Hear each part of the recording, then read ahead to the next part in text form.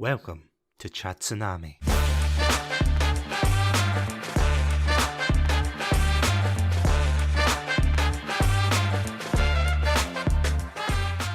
Hello everybody, and welcome to another episode of Chatsunami. I'm Satsunami, and joining me today is a very special guest. Today I am joined by the one, the only, the Dark Souls Flame Master and long-term listener, Wonko. Welcome to Chatsunami. That has to be the nicest introduction I've ever had. Long-time listener, first-time caller. Thanks for having me. Yes, where's the button to disconnect now? No, I just got here. No! Roll us out, Adam. No, I'm only kidding. No, Adam Greenshield, I'm sorry. I'm not trying to steal your place. But anyway, sorry. How are you doing today, Wonko? I'm doing pretty good. I'm a bit nervous to be on because I'm not a big-time streamer like most of the people you get on here. I'm just some random nobody who squats in a squalid corner of your charming Discord server. But yeah, I'm still happy to be here. I've got my notes. I've got a bit of knowledge about the subject, so I hope I just don't embarrass myself on the internet. You'll be fine. I mean, nearly 100 episodes later, and I was going to make a joke and say, oh, I haven't embarrassed myself. I've embarrassed myself plenty of time on the podcast, so you know what? Don't you worry. You're amongst friends here. Well, I'm in good company here, yeah. These are my people. Yeah, today we're going to be talking about, how to put this, quite an interesting topic today, because, yeah, it's going to be an anime that, quite frankly, I haven't really raised yet with Green Shield or Adam yet, but I feel as if, Adam, if you're listening, you would probably like this one. So today we're going to be talking about is it right to say a lesser-known anime? Yes and no. I'd say that the name Chunibyo, it comes from this series, obviously is fairly well known. People know what a Chunibyo-esque character is. They might necessarily know where it came from, what the patient zero was, as it were. But yeah, I would definitely say, however, that the characters, particularly Rika, but we will get into that, dear listeners, has absolutely left her mark on pop culture, on anime in general, and I even have some points to support that thesis. So stay tuned. I am looking forward to that, honestly. We've been messaging each other back and forth about ideas for this episode and things. This whole idea was spawned in a particularly hot crucible of fire that is Halo Infinite multiplayer. So that is true. Baptism by fire and salty rage. So so podcasters out there, see if you need some inspiration, go into Halo Infinite. It is great for inspiration. Totally. And frustration. Absolutely. All part of the creative process. Halo Infinite bashing. We do have an episode on that. Feel free to listen to that one because, we honestly could do a whole episode about Halo Infinite and everything. But as you kind of alluded to there, we're going to be talking about an anime called Love, Chunibyo and Other Desires. That is the correct name, isn't it? Or to give it its original title, Chunibyo Demo Koigai Shitai, which literally translates to want to love despite Chunibyo. So slightly different, but the idea is still there. Oh yeah, I should probably warn everyone before this starts. I'm a bit of a language snob when it comes to it, but I'm sure when I start explaining my backstory, it'll be clear why. So bear with me here. Born a weeb and I'm only joking. I didn't choose the weeb life, Satsunami. The weeb life chose me. Hey, that's a half-truth. So this is a weird choice of anime to bring up because, as I said, the animes we kind of discuss on this podcast, at least so far, we've discussed things like Death Note, Beyblade, Princess Mononoke as well. Even Halo Legends got a spot. Oh, that was a great episode. Why, thank you. I think Green Shield and Adam would disagree. The hatred came through so magnificently clearly. It was just oozing from my headphones. Oh, it was absolutely beautiful. But if I can just jump on what you were saying there, the anime that you covered so far, I would say, is more starter level anime, baby's first anime, if you will. Sorry, Adam. But Chunibyo is sort of when you start branching out more, when you start experimenting, I would say, because without going too much into it, because it's not the time yet, but Chunibyo plays off the typical cliches, I would say, of rom-com in anime, but it also subverts your expectations, dare I say, in the most satisfying and well-written way. But we will get into that. But it's an anime I think both me and Sats have a great deal of affection for. Oh yeah, absolutely. So before we go into what this anime is about, because I know you'll have a well-done summary of this. No pressure, Sats. No pressure, but all the pressure. Look, if Adam can do it every week under duress, you can do it under duress. It'll be fine. That's what they all say. It'll be fine. It'll be read. No worries. Don't worry. After this, you can go back to the squalid corner of the Discord server. I get chained back to my radiator and only let out from time to time. Back into the channel. Back, I say. The Dark Souls one. Anyway, sorry, I'm getting sidetracked. The darkest Souls corner, if you will. Will we just go into what Chunibyo's about to kind of contextualise how we found it? Well, I had a great one-line summary in my mind when the original plan, letting you in the behind the scenes here, dear listener, but we were going to do the whole thing, but then we decided now we'll split it up. That way we can cover more ground, we can get more content, we can get more clicks. So I was originally going to say that Chunibyo is a charming story of a guy and a girl meeting each other, falling in love, overcoming trials and tribulations, and then the subsequent peer pressure that their friends put on them to escalate their relationship. But quite accurate to say for season 1. It's definitely a love story, a romantic comedy. It's got some surprising depth. If ever I would say that there is an anime of two halves, I would say this is it. It's got some absolutely charming chemistry between the characters. It's got a lovely, chill, cozy, comfy slice of life, but it's also got hidden depths. It's got some bit of edge to it. Not too much, not over the top, but it's also very, very relatable, I find. So it's intriguing. Once again, I'm not really defining the subject matter, but that's because the subject matter is sort of hard to define. It's more, it evolves. It's not an anime. It's an experience. You're going to slap that on the box. Oh, that's a pull quote if I ever heard one. Yeah. Exactly. Yeah, Chunibyo is one of those weird shows where it is, as you said, it's a slice of life show about, basically, it's almost like a coming of age story, isn't it? Oh, absolutely. Yeah, I think you hit the nail on the head. Now you say it out loud, yeah. Yeah.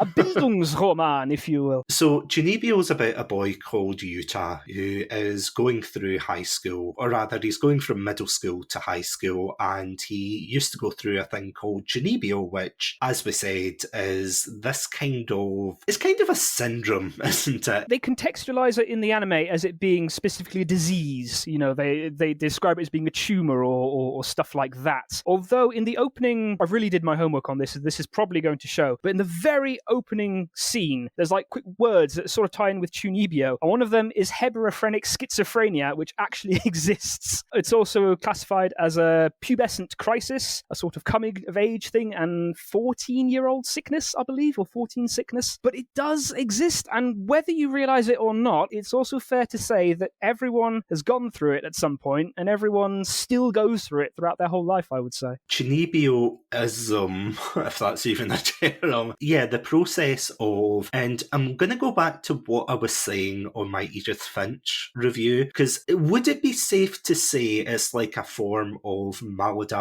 daydreaming almost, but to like a lesser extent? Yeah, I don't think it's quite as all-consuming as maladaptive daydreaming is. There's a couple of points I'm probably going to raise throughout here that underline that, because Chunibyo, for all the characters, is a conscious choice. They're not completely delusional, but they do lean into it. It does dictate how they will act in certain situations to a point that you can reliably expect them to do so, I would say would be a fair analysis. Because throughout the story, Yuta, as I said, he's going from middle school, and he, quote-unquote, suffered from this Chunibyoism, where it's basically like live-action roleplay. Like, he pretends to be the, and I kind of joked about it at the beginning, the Dark Flame Master, where he controls like all these dark occult powers and spirits, but he doesn't really, he's just pretending. But everyone around him kind of goes, what are you doing? So, you know, he gets really embarrassed, and when he goes into high school, he tries to shed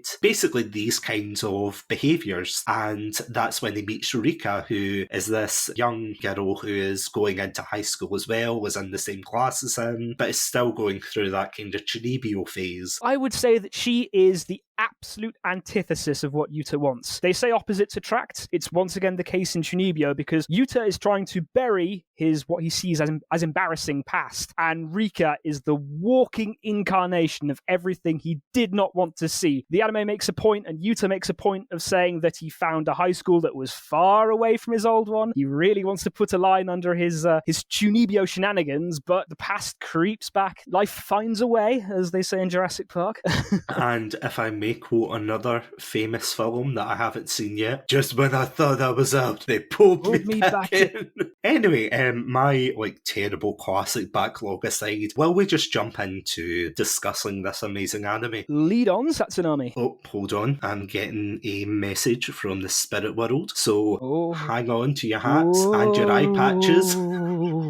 See, why do I need a soundboard when I've got you, Wonko? No, hang on. I can hear a voice. Subscribe to Satsunami. Wow, I think we just caught a ghost live on this podcast. This is a first, ladies and gentlemen. This is a supernatural stream. We fooled you. You thought we were going to go into heartwarming anime. But seriously, please subscribe. I'm hungry. I need the money, please. Please give clicks. Please.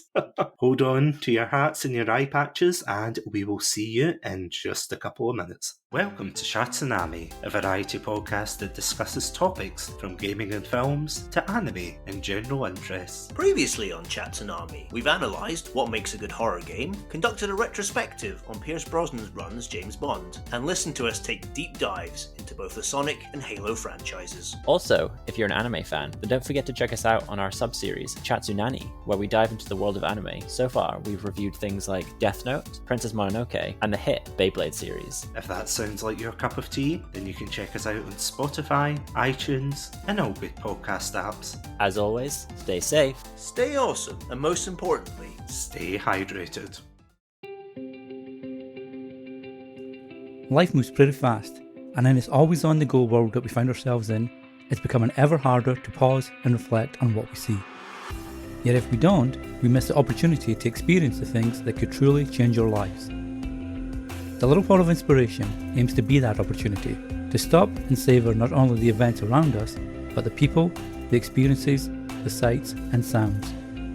Through these inspiring stories and poems of love, redemption and change, take a moment to really see all the inspirational treasures that are present. Inspiration is all around us. All we have to do is look.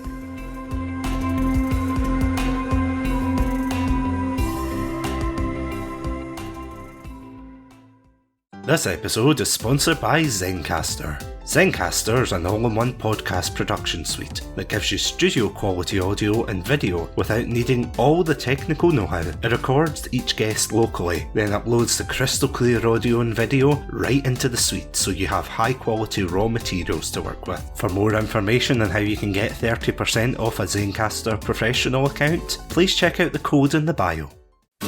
Say, everyone, are you familiar with the term Chunibyo? They say it develops around the 8th grade at the cusp of puberty. It is a frightening disease of the adolescent mind. The line between childhood fantasy and a sense of self-awareness becomes blurred, resulting in some inexplicable behavior. For instance, a boy who, up till yesterday, only read weekly comics develops a sudden interest in classic novels and suddenly demands to drink his coffee black, despite the fact that he has never even drunk it before.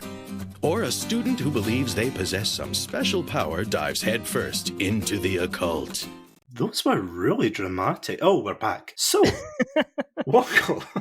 Never gets old, you that. sly panda, you. Oh, never gets old. So, how did you hear about Chunibyo? Because I would say for me personally, it was quite a random experience. Like, I think I've told you this before, and we've kind of exchanged our stories, but... Yeah. You vetted me before I came on here, so... Oh, absolutely. I had to make sure you were a real Chunibyo fan, of course. Yeah. Only the finest.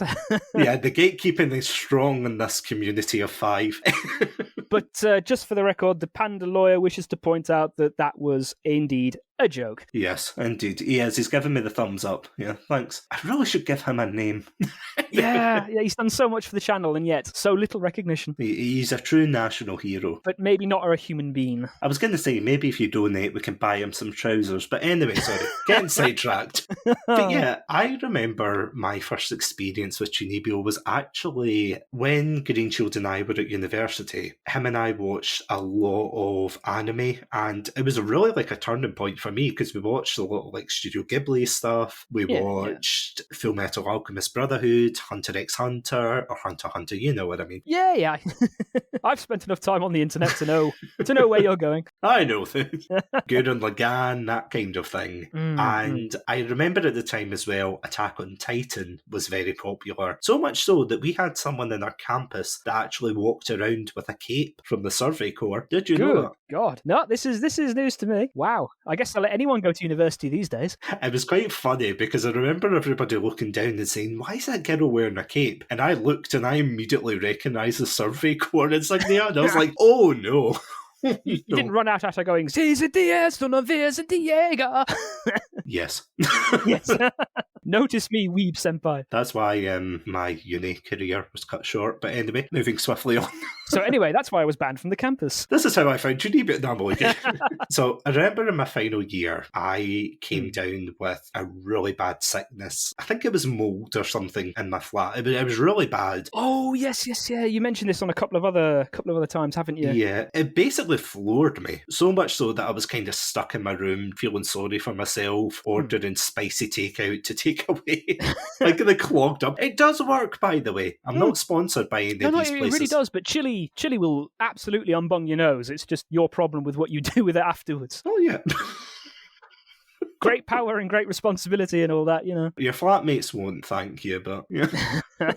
But you're feeling miserable, so you might as well inflict your misery upon others. Yes, anyway, the backwards salute aside, I was feeling really rubbish, and I decided because I couldn't really get out and see Green Shield or any of my other friends, I was going to just explore different shows at the time. So I was looking online, and the first show I came across was Black Bullet. Oh, yes, you mentioned Black Bullet to me. The only reason I watched Black Bullet was because everybody said, oh, it's just like Attack on Titan, but with monsters instead of, Battle giants. lollies, and it's nothing like Attack on Titan. It's terrible. Hell? It was a waste of time. I've said this to you so many times as a joke. Give us your favourite quote, Sats. Give us your favourite quote. My favourite quote, honestly, just watch the first 2 minutes of this anime and you will be laughing so much that you'll turn it off right away. There's a scene where the protagonist is a young boy, he's cowering in fear, and he's like, oh no, what's going on? Because there's a monster in front of him. And this old guy comes up to him and says, if you don't want to die, live. And you're like, well, that's a quote to live by, to be fair. If you don't want to be dry, bathe. To quote Fate Stay Night, people die when they are killed, so... Pretty much the same energy. Yeah, pretty much the same energy. But anyway, sorry, back to Chunibyo. That was a mighty side tangent, but... Oh, we're gonna do worse, I'm sure. Oh, totally. I remember, as I said, I was stuck in my room and I was looking through YouTube and I kept getting recommended, because I'm a massive weeb, I got recommended all of these anime clips. And you know that way you watch an anime clip and it's like, top 10 funniest anime clips. Oh, God, that brings me back, yeah. Yeah, and then you watch it and it's crap. It's just like, oh, look, it's a very problematic scene. Oh, he's being a pervert. And you won't believe what happens next. And you're like, oh, this is awful. This is one of the worst things. But anyway, I saw one for Chunibyo. Absolutely got enamored by it. I thought, this is actually really funny. I was like, oh my God. Do you remember what the clip was? Or has it... It was the one where Yuta, I think it was from season 2, granted, but it was the one where he gets put in a compromising situation. Not anything perverted. Oh, and he dresses up as the magical girl? Yeah, he loses a bet and he has to dress up as a magical girl like Sailor Moon or something. Well, maybe not as revealing, but he's like standing there. Yeah, no, thank God for that. He's standing there and he's doing like the pose, getting really into it. Oh, he gets into it, yeah. Yeah, and then one of the other characters takes a photo of him and it was just like the short scream he has when he grabs her phone and he throws it with both hands above his head. I don't know why I found it so funny. Maybe it's just because I was ill and coming off the penicillin, but I was just like, wow, this is hilarious. So I was like, okay, I'm going to check it out, because the comments were very positive, saying, oh, I love this and everything. And I'm not going to lie, I'm a sucker for these kind of like rom-com slice of life shows. That's probably why I like, certain K-dramas and things like that. And especially for especially for anime, because sometimes you just get tired, don't you? You get tired of anime being constant Dragon Ball Z battles battles and things. Yeah, no, it kind of falls into its own trap of always having to have a bigger, badder bad guy who not only can destroy the world, but now it's the universe, and now it's the multiverse, and now how will our hero overcome this? And yeah, there's only so many times you can do that before even the audience starts going, oh god, just get on with it, kind of thing. You can burn out on the old shonen. Oh, absolutely. And you just think, I just want to, relax with a show. I want a show with little to no threat, which kind of sums this up completely. You are preaching to the converted.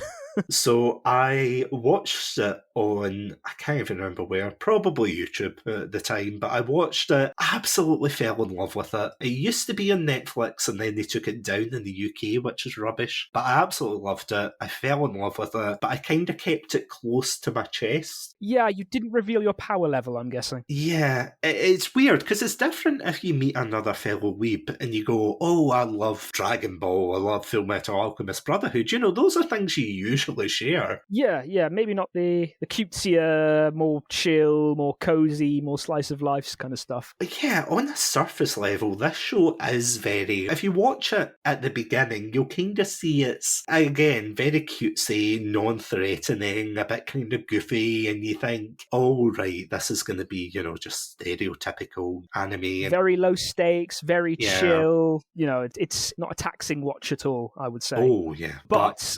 It's a but and a big but when you actually get into it and you get into the deeper themes, which we will get onto. Oh, we absolutely will. Just bear with us here.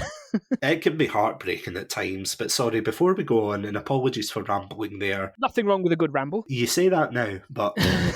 You will regret this. But yeah, how did you get into Chunibyo? Oh man, it's a long story, a bit like yours really. And to malappropriate a quote from Fight Club, I would say that Chunibyo met me at a very strange point in my life. So sit down, buckle up. I'm gonna not go into the sordid details, but I will say that it was not a good point in my life. So I've been a weeb for quite some time. I've always been sort of in and out of it. And what we probably should have said before really going into this is that Chunibyo is produced by KyoAni, or Kyoto Animation. They tend to do some excellent, very well animated, very well designed, very beautiful, and tends to be slice of life kind of stuff. Although the first thing they ever did was actually Full Metal Panic Fumofu, which I still hold up as being one of the finest examples of comedy that anime has to offer, but that is a story for another time. They did The Melancholy of Haruhi Suzumiya back in 2008, which I sort of got into. It really sort of kickstarted my interest in anime back when I was but a knee-high bairn, if only. No, I was old even back then. Never mind. That's why they call you Wonko the Benjamin Button. Oh, you sneaky little panda. Sorry, go on. KyoAni has a kind of curse, and that's their season 1s will absolutely be fantastic. The season 2s, not so much. Because Haruhi Suzumiya season 1 is pretty damn good, although it's presented in a non-chronological order, which sort of did my head in the first time I watched it. Same. Season 2, on my deathbed, I will regret the hours I spent watching part of that damn season 2, because for those of you sitting at the back or who don't know or who are in on the joke and grinning madly and just want me to tell you, they have 8 episodes that are a temporal loop that traps the characters doing the exact same thing for 8 damn episodes. The only thing that changes being certain pieces of clothing and the bikinis that they use when they go to the pool in a certain scene. It was torture. It was hell. So that burnt me out a bit. It was only a couple of years later, this would be 2010, 2011, when they put out K-On!, which is cute girls doing cute things. Notably, they're just doing a music club and they're sort of messing around. So they already have the blueprint for Chunibyo kind of thing. And once again, season 1 was pretty good. Season 2 spun its tires a bit too much, and the film made me cry bitter tears. It was heartbreaking. And then bring us to 2012, because Chunibyo originally aired in the autumn, or fall for our American viewers, the fall slot of 2012. Before that was a series called Hyoka. Now Hyoka, once again, was a very chill, very slice of life kind of thing. Not too many there was only 4 main characters essentially. It was sort of a very chill, very low-key sort of Sherlock Holmes. The main character was sort of good at solving mysteries, and the female protagonist had an insatiable curiosity, so she'd like push and prod him to go do stuff. He'd do it. Once again, it was a long season 1. It kind of dropped off, and by that point, I kind of lost interest. Also, the fact that Girls and Panzer was airing at the same time kind of completely pushed it from my mind. So I'd heard of Chunibyo, and I knew it was going to be airing soon, but it didn't really make me want to go out of my way, especially after Hyoka, the second course 4 of the first season. But this, as I mentioned, was a very strange point in my life because whether I realized it or not at the time, and I mostly didn't, but I was struggling with depression rather mightily. So I went back. This would have been my second year of university. I managed a week and a half, and I had the mother of all breakdowns. It was not pretty. So I was hospitalized. I was sent to a high security psychiatric ward, which is always where you want to find yourself. I was on 200 milligrams of sertraline a day. They gave me risperidone, which is a god-awful antipsychotic, and diazepam, which is better known as Valium. So I was a zombie, basically. I was zonked out my mind. So I missed the first couple of episodes. Eventually, after about a month, I was given a bit more freedom. I was allowed to go to my uni room. I was allowed to try and go back to classes. That was a disaster, but that's a story for another time. But in going back, I was able to get back access to the internet, and browsing the web, I see that the 4chan anime image board, I've outed myself as an absolute degenerate, but it was in absolute uproar because at the time the 4th episode had just aired, where Nibutani, one of the characters, who up until that point had been playing what would appear to be a very sweet character, sort of the atypical, not the atypical, the absolute standard, like the gold standard love interest. She was cutesy, she was slightly flirtatious, she'd expressed interest in our boy Yuta, so a lot of people were rooting for her. And in season 1, episode 4, she reveals her true colors by starting to be a bit more manipulative and stealing the Mabinogion, and what we think in a scene, making Dekamori cry, who, she's a younger character, she's also fairly cute, so a lot of people like her. So she was being lambasted with all sorts of names that I cannot repeat here, but I'm like, what is this anime that's caused such an uproar? So I go through the threads and I see a couple of other screen grabs, and particularly there's a couple of GIFs floating around from the opening scene where, Rika's doing the finger twirl and like dancing along, and it's, okay, that's unusual. Never seen a character like that. So I got into that, and I grabbed all the episodes I could, went back to the ward, devoured them in one evening. I'm like, my God, it was brilliant. It was just what I needed. It was cathartic. It was relatable. It really, really cut through and made me actually feel something in the midst of depression, which, let's face it, is pretty rare. It sort of rekindled an appreciation for anime. And so the next week when I was allowed out, I eagerly downloaded that one. And it also helped me branch out a bit more. It made me go back and visit Clannad, which is another KyoAni one, which predates both Hyoka, K-On! And Chunibyo, but it is an absolute brutal tearjerker as well. I also got Angel Beats, which is another fairly cathartic, let's say. It's not a downer per se, but it deals with some serious themes, deals with like death and the afterlife and regrets and stuff like that, which really helped me work through. I mean, I also have to say, as a brief aside, at the same time, this was when I really got into Dark Souls as well. So I had Dark Souls push me, and I don't want to say punish me, because that would make me sound weirder than I already am, but there was like the idea of overcoming that is encoded in Dark Souls. But then there was also this much more relaxed, much more chill catharsis that anime was affording me, and so it had rekindled a love that I felt for anime. Because, to give a bit of backstory, and I know we're rambling still, but I'm a child of the 90s, so when Pokemania swept the globe and hit the school I was in at the time in Ireland, I never stood a chance. It was Pokemon, Digimon, bit of Beyblade, then it sort of fell out of favor when I discovered Halo, and then I got back into it. It's sort of been on and off and on and off. And even thinking about it, because Sats he's a nice boy, he mentioned that I'd get me to talk about how I got into it. And I realized that I actually got into anime when I was 4 years old, when my dad showed me Ghost in the Shell. So really, in terms of being a weeb, I never stood a chance. It's just been sort of on and off and hot and cold. But I would say that Chunibyo is definitely one of the series that helped kickstart and ignite my love, my appreciation for anime, and also what it can do as an art form. I'm not sounding absolutely pretentious now, but KyoAni, for all their faults in terms of story writing, although there's not that many to be said for season 1, they make some absolutely beautiful backdrops. I mean, Chunibyo is a gorgeous anime. The backgrounds are watercolored, but they've also got an amazing interplay between light and shadow. The character designs are absolutely on point, and the music is understated, but it's exactly what you want. Going back to watch Chunibyo for this episode, it was like slipping into a pair of comfy slippers or a lovely cup of hot tea. It really gave me an appreciation for anime sort of all over again, because you get a lot of fairly derivative stuff in anime. They tend to chase what works. Like at the time, Chunibyo, I think it was more the harem animes or the sort of battle academy. Now it's more drifted into isekai and stuff stuff like that, but there are a lot of cookie cutter stuff that do not try. But Chunibyo, it's got a lot of heart to it. It's not a perfect anime, but at the end of the day, do you really want something to be perfect? Because perfection is boring, and the imperfections are just something else for you to appreciate, which sort of ties into one of the key themes of the anime. So that's my counter ramble to your initial ramble. I think that's succinct enough. Over to you. First of all, it wasn't really a ramble. No, thank you for sharing all of that and sharing your experience with it. Especially because Chunibyo is one of those shows that is very deceptive. Oh, absolutely. Absolutely. If you watch the first couple of episodes versus the last couple of episodes, it's almost like night and day theme-wise. Because at the beginning, as I said, it starts out with this quite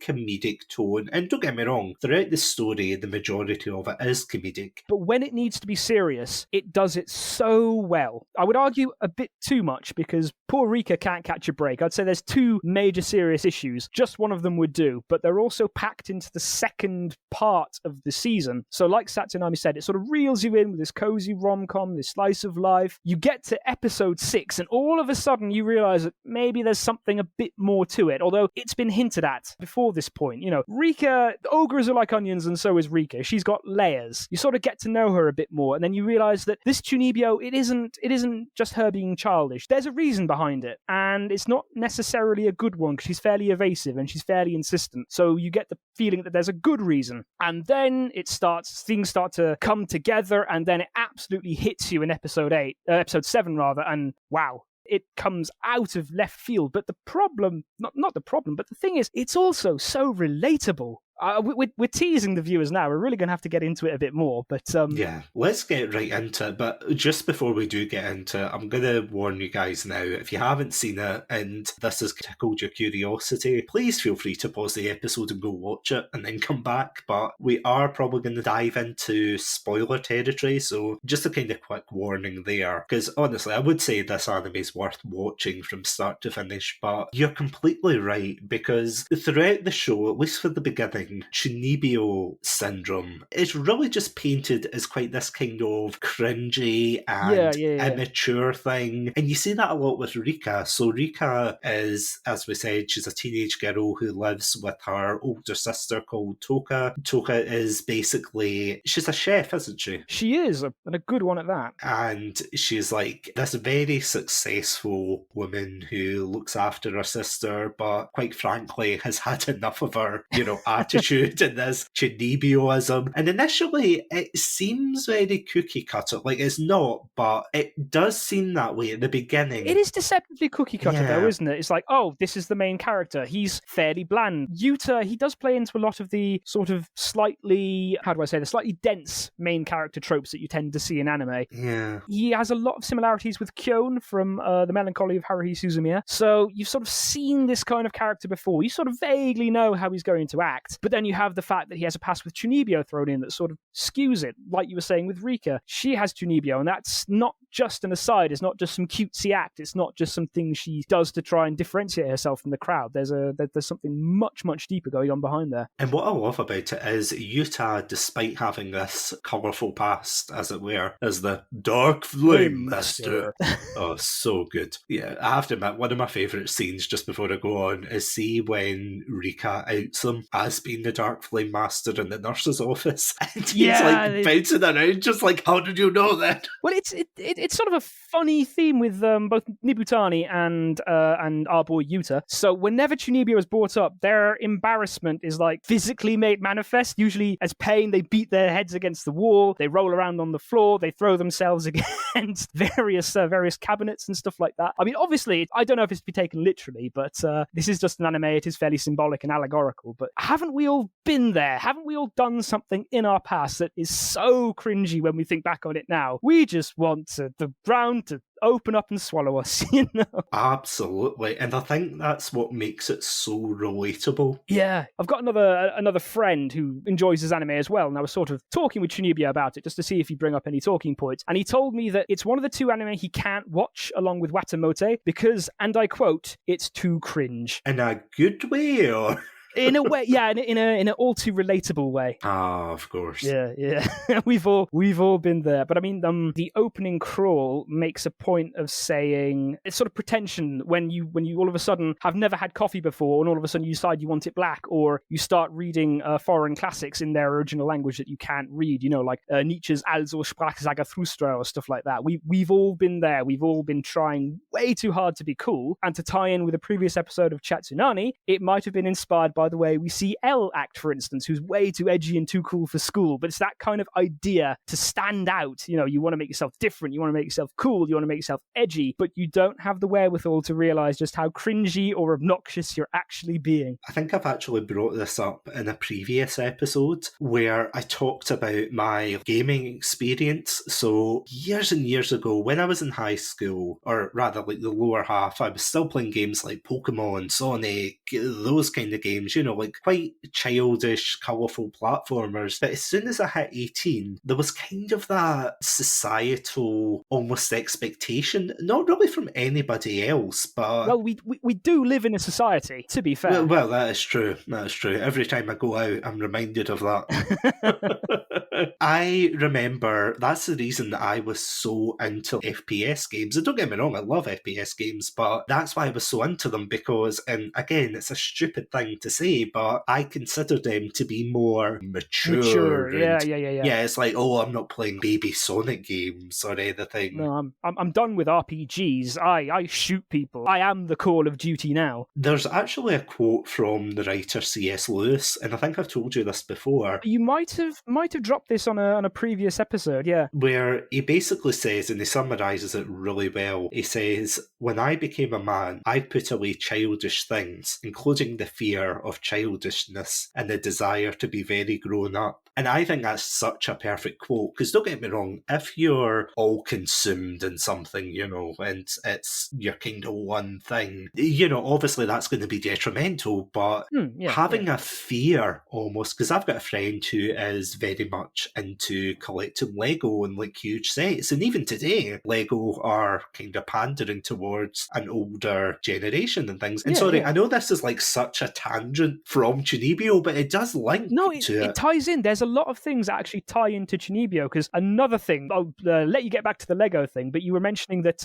when you turned 18, you started playing more mature games. I think it happened a bit earlier with me, because when I got my first Xbox, I tried to give myself the coolest, most badass, hard-ass sounding name out there. So it was Deathbringer, but it wasn't just Deathbringer because the E, A, and T of death were 3, 4, 7 because Leet was cool. That was how badass I was. And then, you get older and you go back and look at it and you think, oh, wow, did I really? On a previous episode, you talked with a certain Wisteria Moth, and she was saying that she'd recently rebranded, if you remember. She was saying that her previous rebranding was part of herself, but she wanted to move on kind of to be Wisteria Moth, the same but unchanged, as it were. And it's kind of the same thing. I've related to that, because ever since I've moved away from being Deathbringer, and now typically I try and be Wonko the Sane, because, like you say, it's good to be passionately obsessed in something, but it's also good to not take yourself too seriously all the time. A bit of humour never killed anyone. It is, as you said, about Yuta and Rika, the protagonists of this anime, because Yuta is very much the straight man in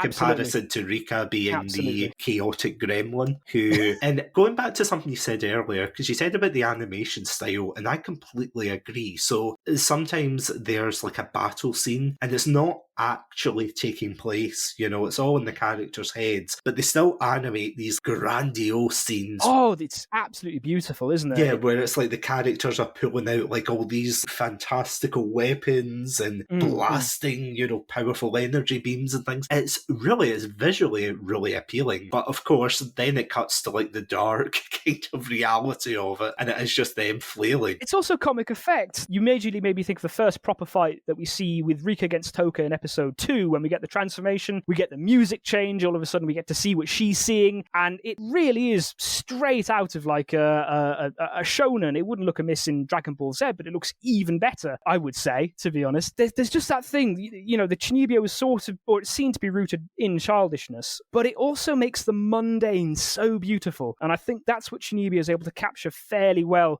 throughout the animation, throughout the backdrops, throughout most of the series, to be fair, because might mention this again, but Chunibyo as a style, it's very saturated. There's very bright colors. There's lovely usage of shadow and light in certain scenes. But I don't know if you caught this. Well, you probably did. You might have noticed it, but your brain did, to quote another YouTube channel that's slightly better known than you, dare I say. But when Rika finally loses her Chunibyo, and spoilers, but to be fair, we've warned you since this begun. When she loses her Chunibyo, everything becomes desaturated. Everything is much more shades of grey. The colours are a lot less vibrant. The anime just sort of primes you for this. Everything is saturated with the sort of childlike wonder, the mundane made beautiful that Chunibyo brings, and then when it's gone, you're brought crashing back to soulless grey and colours that just don't stand out, and it really sort of hits home. It really makes you feel sort of unnerved, I would say. And to tap on that as well, I mentioned the music earlier, and I might as well, this is as good a point as any to do it, but KyoAni pays such attention to the music. It's absolutely fantastic. When Rika and Yuta are together, they're the main couple, they end up together, they have this gorgeous leitmotif that's usually played between a single violin and a single piano. That is taken as well when things are a lot more serious. So their sort of love theme is called Kimi no Tonari ni, or Rikai to Aiju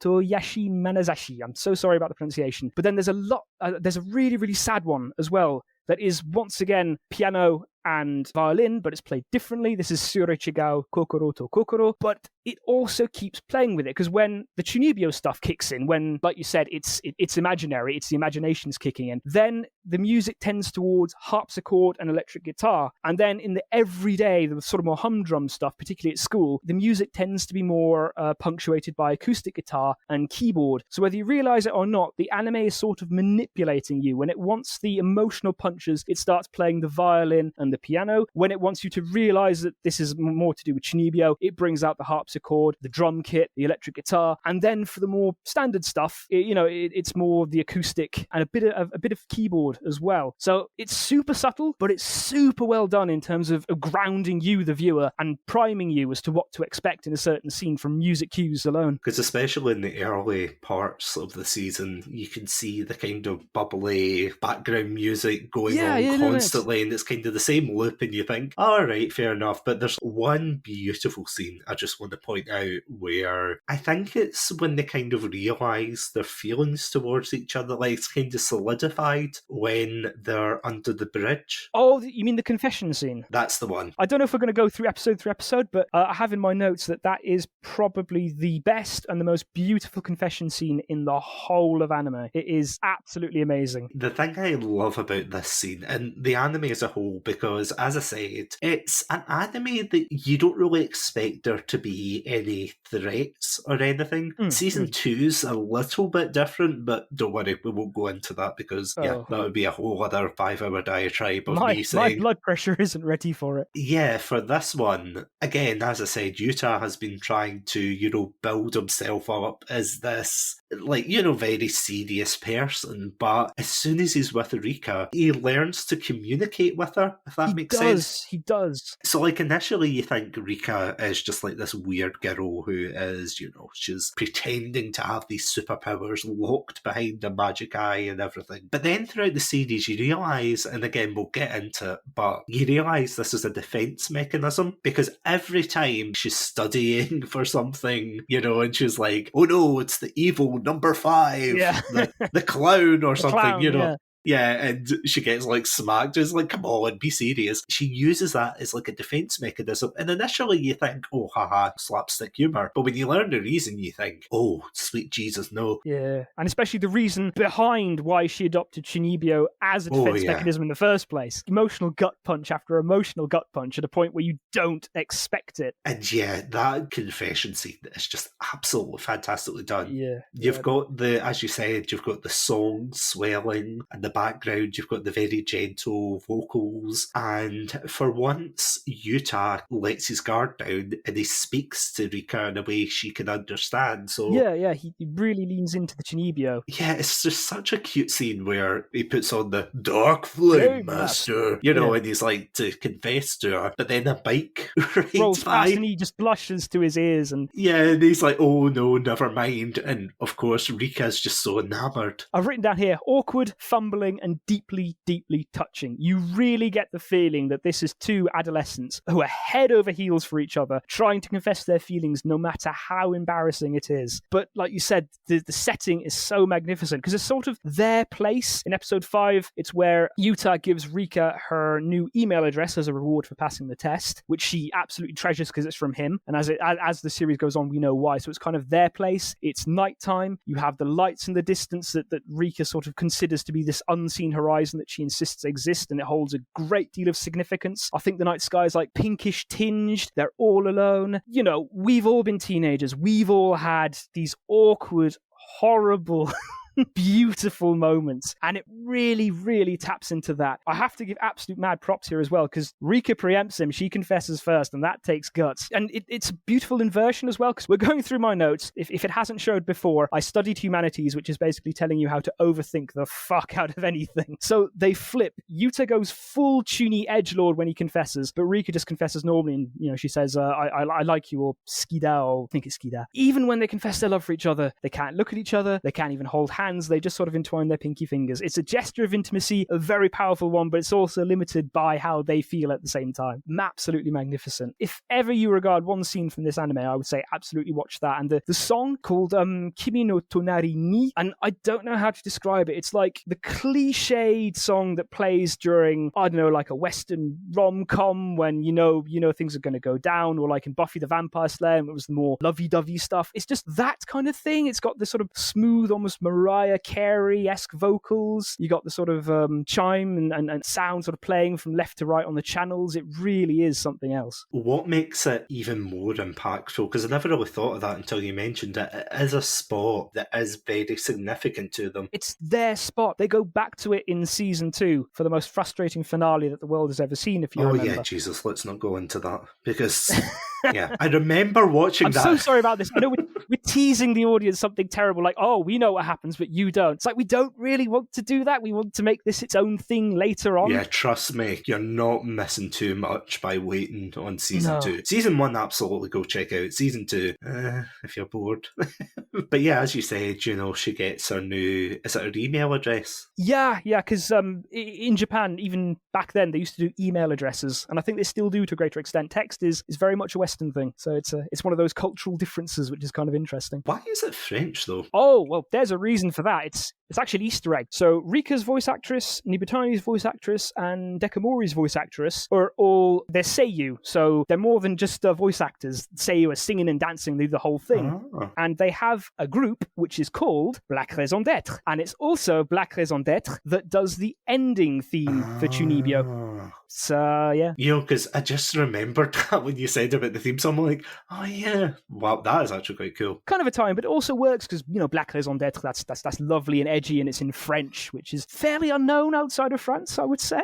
Also, another fun French fact, there's a scene where they're trying to start like a club. I have a whole breakdown on that ready to roll. Don't you worry about that. So before we go into like the emotional core, because I feel as if that's the next one we have to go into, but there is like a scene where they're trying to set up like a magical society in what is it, the Far Eastern Magical Society at Napping Club. Yeah, Napping Club or something like that, yeah. And it's just so funny, but they need like an extra member, and Rika pretends to be possessed by, at least in the Japanese dub, or sorry, the Japanese version, the original, she pretends to be English, and you know, it's like really bad. Hello, nice to meet you. And then of course the teacher calls her out completely, which is brilliant, and it's just like, what do you think of Rika? And she's just like, oh no. Does not compute. Whereas in the English dub, she speaks they make French. It French or other.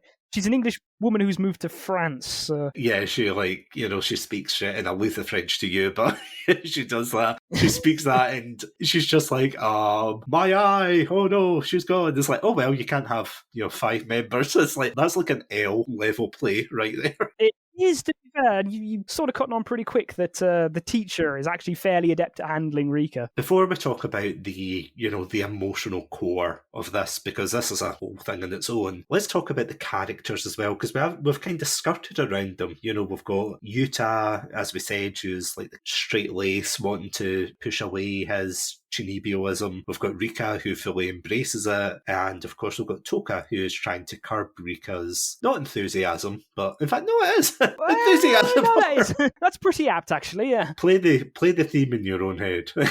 But of course, we've got other characters to go on. We've got supporting cast members, which we've mentioned, I think. You might have heard Nibutani or Dekamori being thrown out, but probably we should explain who on earth they are. Nibutani is, as you perfectly summarised, she is the love interest, at least for the first couple of episodes, until Yuta realises that she used to be a Chunibyo as well, and she's tried to pretend she's not anymore, and that also leads to the introduction of Dekamori, who is a younger friend to Rika, who follows her around, keeps calling her, like masters, if she's like learning all these spells from her and things, and just harasses Nibutani because Nibutani used to be technically like a witch, or so she says, like a fake witch called Mori Summer. And Dekamori found basically her DeviantArt page, let's just say, or her Tumblr to be exact. MySpace, perhaps? Yeah, maybe MySpace. She found that, she became completely enamoured. She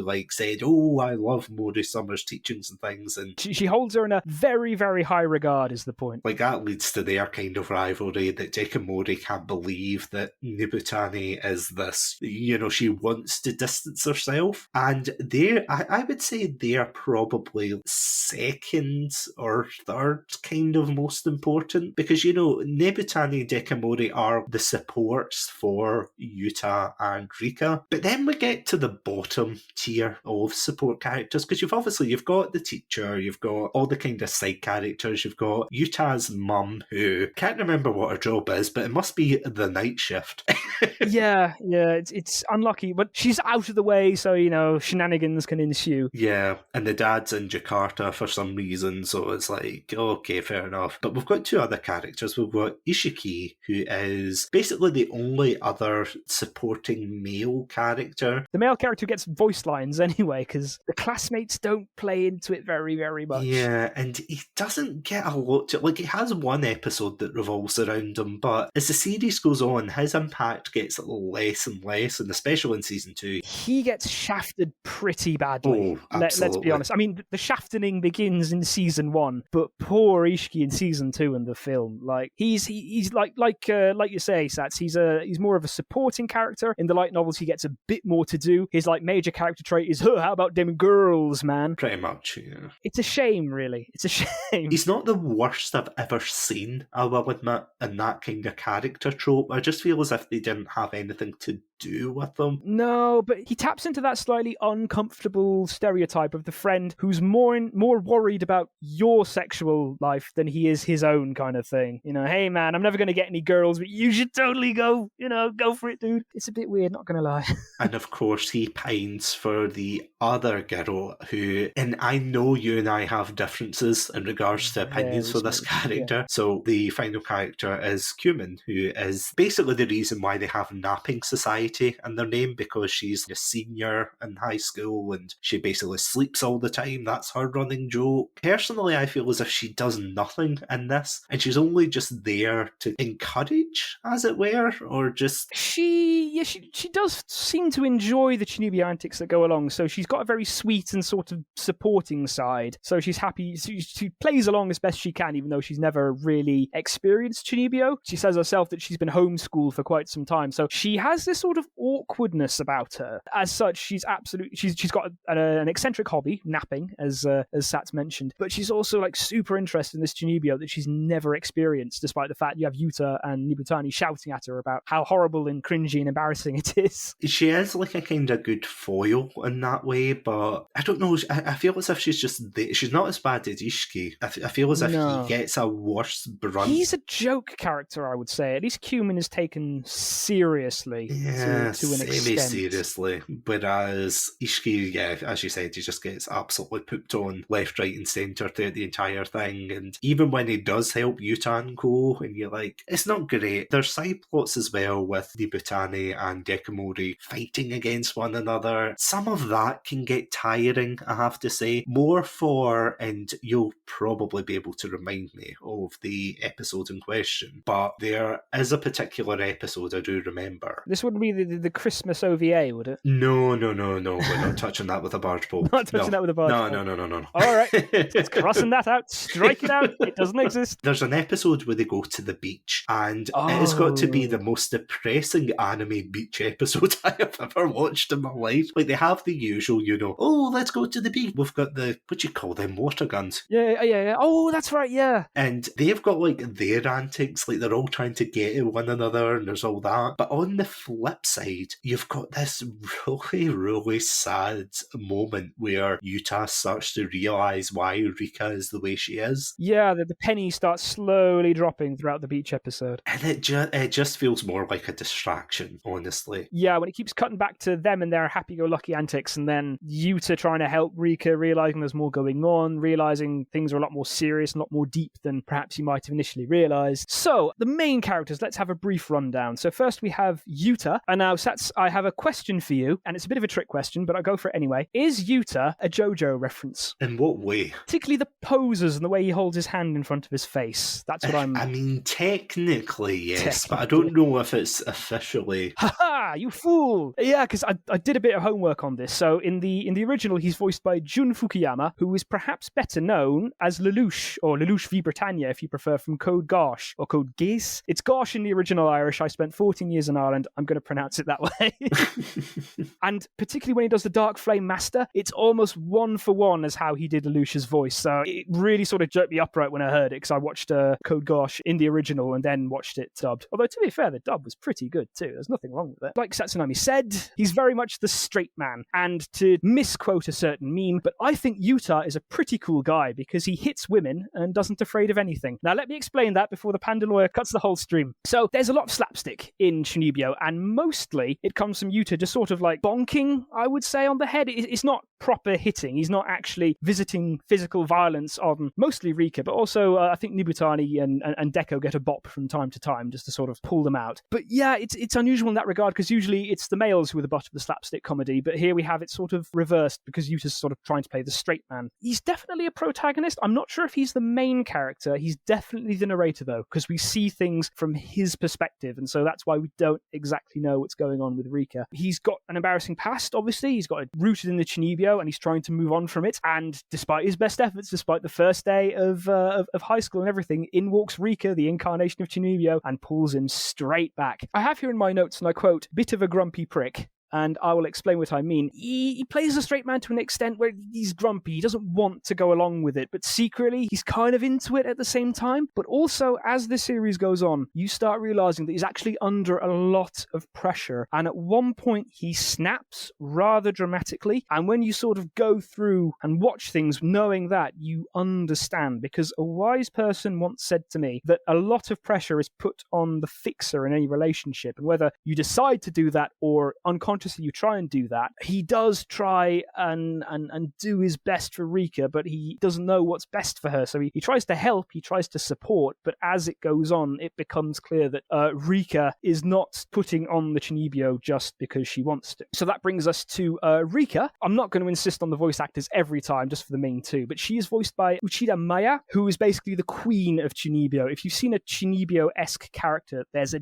decent chance that she does the voice. Perhaps the best one I could find while doing research for this is Ranko Kanzaki from Idolmaster Cinderella Girls, who is basically just this gothic Lolita almost cut from the same cloth as Rika is. And as a neat little nod or a wink, she does the Japanese voice for Fischl in Genshin Impact, who has the same eye patch as Rika. She has the same sort of Chunibyo aspect as Rika. So it's really ingrained in that regard. I would say that she's by far the main character. She goes through the most arcs, she goes through the most evolution, and she's a very, very interesting character. She is shockingly vulnerable when it comes down to it, but she's very, very strong. And her defense mechanism, as Sats touched on, is her Chunibyo. And it's always interesting to talk about this because when you mention defense mechanism, my immediate thought was the British and humour. The Brits tend to, be sarcastic and make jokes and try and distance themselves from most things, but it's just another coping mechanism. Humour is to the Brits, or the British rather, as, Chunibyo is to Rika. It's a coping mechanism. Do I spoil or do I not spoil? Go for it. Chunibyo is her coping mechanism after the sudden death of her father. And to be fair, Rika probably handles that far better than I would. It's absolutely horrifying, just to think about. It's a conscious act. You can see that because she does break her Chunibyo character from time to time. First time it happens in episode 3 when she's like just joking around with Yuta, but you can see that she can be jolted out of it. When she gets rattled, she can start acting unusually quiet instead of her usual rambunctious sort of outgoing Chunibyo self. She's got a lot of layers which are sort of slowly peeled back as the season progresses, and her Chunibyo, it's a part of herself, but it's also very much her way with dealing with reality. And in that regards, I would argue that she is the most mature out of the Takanashi family, which is obviously her family. Because consider this, her mother is physically absent. Toka tries to throw herself into her work so she doesn't have to think about it. And Rika retreats to her mind, but you find out that they kept the fact that her father would pass away from her until the very last moment. So it was an almighty shock on that. So it's a coping mechanism. It sort of ties into Camus' idea of the philosophy of the absurd, which I found quite interesting because that's one of my pet philosophers. Camus is indeed my boy. And it's just the idea that her Chunibyo is her way of working through it, because she does progress. She does slowly work through it. She insists about finding this unseen horizon as a way to give herself closure from it. So throughout the season, she insists that it's real. Like the first time at the end of the first episode, she insists with rather more force than Yuta was probably expecting. And so he backs down.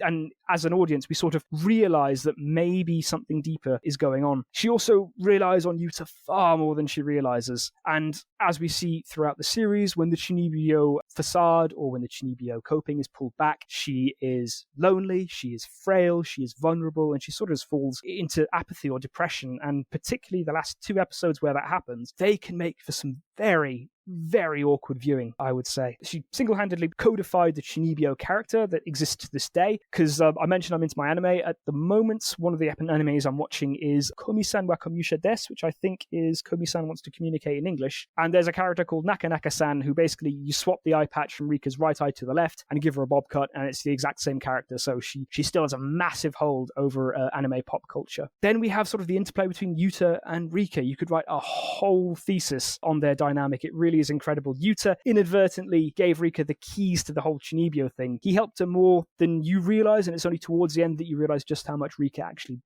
actually matters to Rika, as opposed to the family just basically saying, lol, get over it, that's reality, move on, which obviously easier said than done. So Yuta sort of serves as Rika's guide, both metaphorically, in that he was the patient zero, he was the one that sort of sparked her Chunibyo craze, and also he literally becomes the guy right at the very end, which we'll touch on, but he sort of helps her get the closure and get the catharsis that she so desperately wanted. And a recurring theme throughout both the light novels and the anime is the fact that only Yuta can understand Rika, because Nibutani tries to reject and bury her past. Yuta wants to do that, but he can't quite move away. He can't bring himself to do it. So as a result, he's been there, he knows what Chunibyo is, and he's also getting to learn Rika better. One of the things that sort of brought them together was the fact that Yuta he was so supportive of her, particularly in the light novel. She makes a point of saying that he was the first one that didn't laugh at her, that didn't make fun of her, that didn't tell her to grow up or whatever. So just the fact that he understood her was like amazingly important for Rika. So that sort of gives you an idea of how much the two characters sort of mean to each other. And Yuta is also able to tap into his Chunibyo side, as embarrassing as it is, culminating in the confession scene, really clicks and he starts fully supporting Rika. And it makes it all the more brutal when he snaps and does what no one else could do, because he was like her pillar throughout the whole thing. So moving on to the sporting characters now, we have Nibutani. She plays into the cliches of the popular girl. She's polite, she's friendly, she's outgoing, but she's a bit of a bitch. She can be quite abrasive once you get to know her. She can threaten characters, she can stomp on their feet, she can do all sorts of horrible things to try and keep her Chunibyo side buried when she thinks that's being threatened. She says that she's ex-Chunibyo, but as we find out, she actually holds on to the relics from her Chunibyo past, and she's probably the most socially adept, I would say. She can manipulate and navigate most situations fairly easily, and she tries to push Rika and Yuta together when she seems to realize what's going on. And she's also interesting. She's very human in the regard that she's got a slightly more cynical, slightly more abrasive side, but she's also desperately trying to find her place. She keeps going from club to club to club to try and fit in, but in the end, she can't quite find what clicks for her, so she's always moving on and constantly dissatisfied. Next, we have Dekamori. She's actually an 100% anime-only character. She does not exist in the original light novel. She was written in by the third book. Really? Yeah. You wouldn't think so, because the chemistry is so good. And actually, Cumin and Toka are also anime original. They didn't exist in the original. Oh, wow. I know, right? Also nice to know you're still there. I've been sort of monologuing for a while. No. I've been taking notes down. I'm like, didn't exist. That's why I'm not buying the light novel. Okay, got it. So Dekamori is interesting because she has two aspects of her personality that are codified in anime, and that is her childish side. So first we have the twin tails, and the second, the slightly sapphic undertones or overtones in her relation with Nibutani, but obviously I'm barred from explaining what happened, so you're just going to have to trust me. But both, sapphism or lesbianism and twin tails are both codified as being childish in terms of Japanese culture. It's sort of just the way it is. It's sort of seen as being slightly curious in terms of the sapphism, and the twin tails are seen as a more childish haircut. So she's the youngest, that does work, but she's also... She's got a decent head screwed on her shoulders, I would say. When in one of the more brutal scenes, I think Yuta absolutely lays into her out of frustration and brings her to tears. She does admit that she knows that, he tells her that Chunibyo isn't real, and she says, tears coursing down her face, that she knows. She always knew. It was just a game. She also is, she's shown to have great grades. She's very smart. She's fantastically, scion of a fantastically rich family, so she's already won at life. You only find that out at the very last episode, where it turns out that she was able to lend a car to get the gang to where they need to be for the triumphant climax. She also has a certain degree of naivety, but that comes into play more in season 2. So I'll get into the end now, don't worry. We have Cumin, another anime-only character. She's interesting. She's a bit of a blank slate, but that does work into the story's favour at the very end, when Rika sort of passes her the flame of her tyrant's eye, which I think is the correct translation. And she's able to keep that going until Rika gets it back, and she also is able to give quite the exposition dump, which really makes you to realise just how important and how bad he's messed up, and that drives him on to right the wrong that he's committed. And finally we have Ishiki. He's a very, very unlucky character. You think he's going to be Yuta's friend, rather, but he's just sort of pushed to the side in favour of more scenes with the gang, essentially, with Cumin, with Dekamori, with Nibutani, with Yuta, and with Rika, the Oriental Magic Society napping club, or whatever it is. He's very cliche, he's very one note, and that just gets worse and worse as the series goes on. He does lend the bike to Yuta at the very end, so he does have his use. He is a bit of a Chekhov's gun, but if it's just for that, then... not worth it, yeah. Bit of a shame, yeah. So that would be my brief analysis of the characters. And if you want to listen to part 2 of... No, I'm all good. Chatsunami will return after these messages. Next time on Chatsunami. First of all, fantastic analysis, honestly. Like, you hit the nail on the head for so many of them. You would think, watching this for the first time, all of these characters are just your cookie cutter. Oh, look, Yuta's bland, Rika's the weird, awkward one, Nibutani's the love interest, Dekamori's the brat. Yeah, Toka is the overbearing sister. Turning it back on to something you said, and I think that leads us perfectly into the final part of this episode, of course, being really the emotional core. So what makes Chunibyo, compared to any other anime, what makes this different? And as you said, it is the reason behind Rika's Chunibyo. Now, throughout life, we all go through certain situations, whether they are fantastic, whether they are downright depressing. That is kind of life. It's those experiences that shape who we are. It is something you actually brought up perfectly there when you said that Rika responds quite positively, giving all things considered. Like, obviously she doesn't go, woohoo, he's dead. Yeah. She is a heartbroken child, that she wasn't told that her father's dying. And you can see before she becomes like a Chunibyo, she tries to do her best. She tries to swallow her sadness and just be like, oh, I'm going to do the best. I'm not going to upset my mum, because, there's still that kind of resentment there, but like a realistic childish resentment. It's not like she's like, I will never talk to my mother, slams door furiously. Like, there's a reason behind that. And as I say, going back to the beach episode, this is where you find out why Rika acts the way she does, because they all turn up in appropriate clothing for the summer, whereas Rika turns up in like the gothic dress, and you think, why is she, you think, oh, it's just part of her Chunibyoism. But there's a particular scene where she goes back to where she grew up, and of course the house has been torn down. It's heartbreaking, because you finally get to contextualise why Toka is being so hard on her. Not because she's like an overbearing stereotype, but because she is processing the grief in her own way. She's obviously a lot more, well, she's older for one, and she's a lot more mature, so she can handle it in her own way. But when Rika's father passes away, she is basically really young. She's not even a teenager yet, I don't think. No. She's yay high. Yeah. As the saying goes. Yeah, she's like a wee chibi. I suppose she is, actually, yeah. It's all the fact made worse that in a scene where Toka's sort of explaining what happened to Yuta, they kept it from her. They never told her that her dad was, slowly getting sicker and sicker until he passed away. So it came out of absolutely nowhere, and it also makes a point of saying that they were fairly close. I suppose briefly touch on Toka, but the more I watch it, the more I dislike that character, to be honest. Every time she shows up, horrible things happen to Rika. Basically, she is a crimson-eyed harlot, bringer of absolute misery, because the first time she sort of beats up Rika and you realize that she's sort of trying to rein in her delusions. The second time, she abseils down from her flat, which is just above Yuta's, to his balcony saying that she needs help, and then it turns out that they're going back to Rika's grandparents, and Rika's acting out a character, so you know what's going on. And then I think that the most unforgivable thing, after the aforementioned beautiful confession, by the end of the episode, she comes in and saying, hey, Yuta, I need you to do my dirty work here. I need you to snap her out of it for me. So she never does the dirty work when it comes down to it. She does play along, seemingly. Like, if she was serious, she would not engage, but she does sort of play along with the Chunibyo fighting. She always wins, naturally, but she does play into it, and then she starts getting, annoyed with Rika by the fact that she's being encouraged by her behavior, if you sort of see where I'm coming from. I mean, I suppose if you're really analysing it, you could look at that as her not wanting to hurt her sister.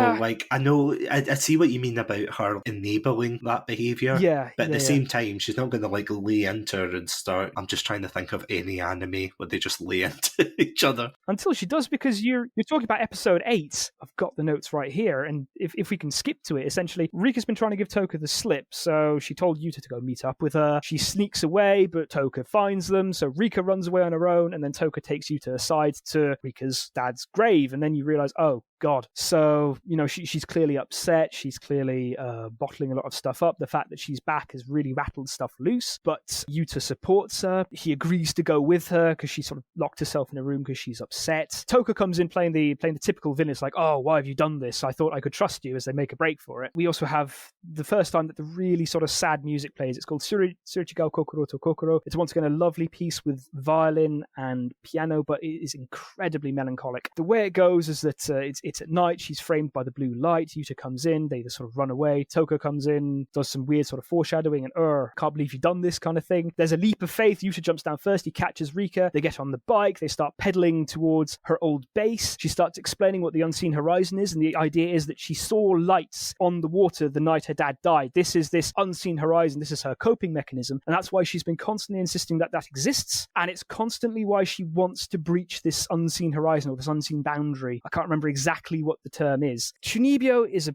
simple story that's well done, and nowhere does it show more, I think, in this scene, because we have sort of happy music playing. We got woodwind and piano. It's upbeat. We have Rika flashing back to happy memories. She sees her dad briefly. She sort of gets there. She stands there, and then she just stops. You see Yuta sort of arriving on the side. The violins pick up. The music swells. The camera cuts to her point of view, and it's an empty lot. Everything is gone. Everything falls silent. There is not a single sound to be heard. It's just she is stunned. She is shocked. Everything that she held dear, everything that she thought existed, has been torn away from her. And then at that moment, you have Toka who's been chasing them in the car. She comes out and says, this is reality. Papa is gone. You have to accept it. And you can just, it cuts to her cheeks, not even her eyes. You can see the tears roll down, an absolutely heartbroken tone. She says, or she intones the words that sort of bring about the Chunibyo translation, reality be rent, synapse break, vanishment this world. But it is just so poignant, so heartbreaking. It really is something. And then episode 8, it cuts straight to a brief recap of that. And then you have Rika and Toka, but really laying into it. Toka is upset, so she is quite literally beating the tar out of Rika. She slaps her backhandedly, so she gets the whole knuckles. She kicks her in her upper arm, and she gives another kick that sends her tumbling through her mindscape of her house, which all of a sudden turns to floor plans and starts burning down as they fight, as Toka is just trying to beat reality or beat some sense into her. She's calling her selfish. She asks if Rika hates their mother. Why is she doing this? There's nothing we can do. We have to accept reality. You know, it's brutal. And this is a grown woman kicking the crap out of a teenage girl. There really is some massive emotional weight to it. She says, our house is gone. Papa is gone. Rika refuses to give up, and Yuta has to step in because he's finally started to realize what's going on. He says it's because she understands that she's acting like this. Obviously, I don't condone that kind of behaviour, but it is quite realistic in a way, because if you've got someone who, you know, you go through a shared experience, like especially something as traumatic as that, and they are kind of living in this fantasy land where they're completely denying what has happened. It's human reaction at the end of the day, yeah. And just the frustrating, the outpouring, it's very, very poignant. And again, like, it's not what you expect going into this anime, especially with the first couple of episodes where it's like, oh, haha, slice of life, yay. Are they going to get together? Are they not? And then, you know, as you said, by episode like 8, it's like, haha, Rika's dad's dead. Yeah, no, it is pretty brutal. And up until that point, most of the quote-unquote violence, you know, it's been completely slapstick. It's Yuta just bopping Rika on the head when she goes a bit out of control, or when she brings up something that he finds too embarrassing. Although, to be fair, Toka does bean her with a ladle pretty hard in episode 2 to finish the combat, so it's not like she hasn't. But this time, I mean, and to be fair, both the voice actresses were really, really leaning into it.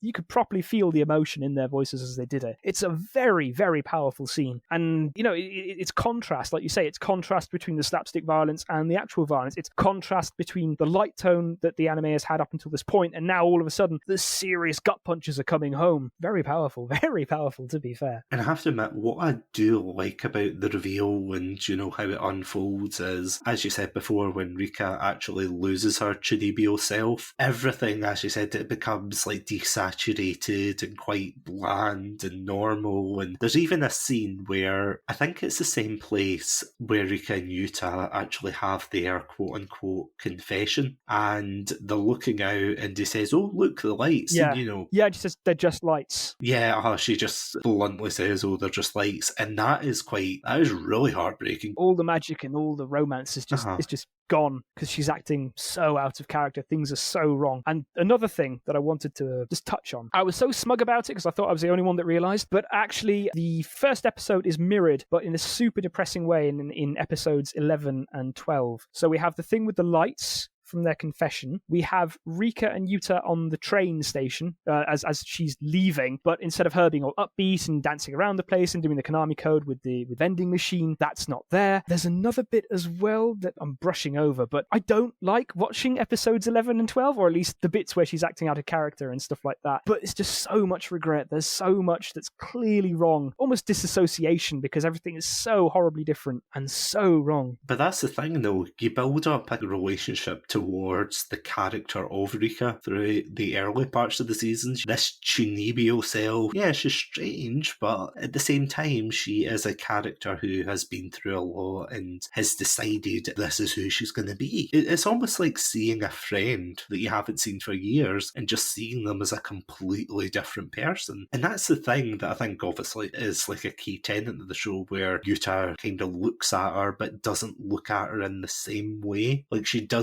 doesn't see that excited girl that he fell in love with. He just sees this heartbroken, devastated person. Going back slightly before she loses her Chunibyoism, personally, on the one hand, I think this is a dick move by Yuta. So the reason, as you said, that she loses her Chunibyoism is because Toka asks him. Going through my notes here, so Toka shows up and immediately turns things on their head straight after the best directed and best put together confession scene in all of anime. So as it turns out, Toka's moving to Italy for work, and Rika's absent mother is coming back. I sort of mention here that Toka sort of goes for the emotional blackmail line, as she mentioned that Rika's mother has tried time and time again to talk to Rika, but Rika sort of blocked her out. The scene takes place in a restaurant, but what she does is she bows her head. She does something that's called dogeza, I believe, and it's basically abasing yourself. And for Japan, which is all about maintaining a certain degree of poise and standard, this is super embarrassing. And Toka says, talk to her, I'm sure she'll listen. While Yuta tries to defend her, he says to Toka that she does face reality. She understands, but she can't process her sadness, and she doesn't really want the Chunibyo-ness to disappear, essentially. But Toka just bluntly says, she'll never find what she wants to see. So we have Yuta sort of struggling with this already. And then Rika's mother shows up. And once again, it's very well done, because the mother, she's very downcast. She looks tired. She looks work-worn. We find out much later in the film that she works as a nurse, so she's already run ragged. But you can clearly tell that this is also weighing on her as well. She's looking for a daughter. Yuta says, sorry, she's just gone out, you missed her. She gives Yuta a handmade lunch that she made for Rika, presumably as an attempt to reconnect or to say sorry or something. And then she just says, I'm sure she still isn't ready to see me again. So that's a lot of pressure to put on Yuta, to be fair. You could see it that maybe he feels guilty because Rika's Chunibyo is at risk of tearing her family apart, kind of thing. But this has been building up and building up and building up. And we know that Yuta sort of wants to move away from the whole nature of Chunibyo, but at the same time, he loves Rika for who she is, Chunibyo and all. We've had a lovely scene. We have the confession scene, and what brought on that confession scene was another really, really beautiful scene where Rika almost falls off a roof after Nibutani keeps trying to engineer situations where they'd be alone. They have a heart-to-heart. It's just the two of them. They've been acting awkward because they've started realizing that they have feelings for the other. Yuta says that he finally understands Rika, that the Unseen Horizon is something special, and it's not just something random or cool sounding. There's something behind it, because he's seen the fight with Toka and Rika at their old house. He's seen her dad's grave. He understands what's going on. It's a very poetic scene, and he's offering her acceptance and support, which is literally all that she's ever wanted. This sort of, brightens her up. She goes to the other side of the scaffolding, and she slips, very much Lion King style. I had to try very hard to not say out loud, "Brother, help me," because it really is clinging on to the edge. So we have Yuta getting a bit of a hero moment, because Nibutani shouts down that he can reach her from the third floor, and because there's a balcony, and because every time Rika has appeared that's not in school, she's come down from the balcony and Yuta's pulled her in. So it's kind of another thing they have. So he barrels down the stairs, he races through the empty classroom, he gets her, and in a beautiful scene, orange lighting, we get a 360 zoom as they embrace as a couple. They haven't kissed yet, but you can really feel the intimacy that's there. Suspension bridge effect or not, you can see that that's finally broken through their awkwardness, and it moves them to confess later on in the next episode. Going back to what you were saying about Rika losing her Chunibyo-ness, about how much Yuta meant for her, after Yuta finally gets it, after he said that he'll support her, that all she's wanted is to be understood and accepted for who she is, that's happened. And now you have that person, you have your significant other who is all of a sudden upset or angry at you and screaming at you to do something that you never thought they would ask you to do. But because it's them, Yuta is the only one that is able to snap Rika out of her Chunibyo-ness. And that whole scene is quite poignant as well. Again, as I said, it's just this happy-go-lucky anime up until, as you said, episode 8, and then we get this really brutal scene where just as they're preparing to go up for this talent show. Or a flash mob, wasn't it? I think it's like a kind of Chunibyo play or something. They're just showing off their, look, we are characters. But it's pushed by Nibutani because she wants to outdo the original drama club, which she was a part of, but then got bored with. Yeah, exactly. On the one hand, you think, it's a dick move that Yuta basically did this to Rika just before they were going to go on. Yeah, of all the times. But on the other hand, you do forget he is still a teenager. He's probably not mentally equipped to, think it through, especially being pressured like that, after meeting Rika's mum, after talking to Toka. A lot of blackmail, and he's trying to fix her, but there's a lot of pressure on the fixer. He's trying to take all that on by himself, but he has no one there that he can talk to, kind of thing. So it does make sense that he snaps, but then again, it really brings to the fore the sort of human aspect of all the characters. None of them are perfect. They all make mistakes. They all make the wrong calls, or they're all a bit abrasive or sensitive about certain topics or stuff like that. But it's just so poignant in that regard. They're not the sort of moe blob carbon copy characters of a typical anime. They really do have flaws, but that just makes them all the more human and all the more relatable, because we've all made bad calls, I would say. We have all hurt people, inadvertently or otherwise, and we have all felt absolutely horrible for that. So we can really sort of feel how that has happened, and we don't even see it. We just cut to him under the tree. Rika comes up, he He tells her to take off the eye patch. Everything cuts to quiet. It goes all silent, and the episode jump cuts to later in the evening. It's Yuta. It's the evening. He's sitting alone by the chain link fence, and all you know is that something has gone horribly, horribly wrong. It really is quite unnerving. The whole sequence is, and especially when, as you said, he snaps later on at Dekamori, and you summarise that scene pretty well, where, she says she knows it's make-believe, and I think deep down as well, I think there's something that Yuta says that they all know Rika deep down doesn't believe she's got these powers. Yeah, she knows they're not actually real. Later on, she'll use it as an excuse rather than a justification. You do see that when she's trying to study for the test, that she tries to get away with it, but in doing so, it shows she's conscious of it because she's trying to use her Chunibyo-ness to get away from studying, which is something she hates. And if I can touch on the sort of Dekamori Yuta scene, it's as Rika's boarding, and like everyone knows she's not coming back, but so much is so unsaid. And once again, it's really relatable. In a couple, when you have an argument, which I'm sure it happens, as regrettable as it is, but all of a sudden communication just goes. You don't talk. There's an awkwardness between you that normally isn't there, and that's exactly what they have been able to put in this anime. There's so much that left unsaid. Yuta can only smile. Rika doesn't even say anything. She just sort of walks in, the doors close between them, the train goes off. It's incredibly raw, but then the reason he snaps is because Dekamori calls him out on all his shit. She asks why he didn't ask her to stay. She says that Yuta was a pillar for her, and I quote, an anchor for her heart, so that she called her,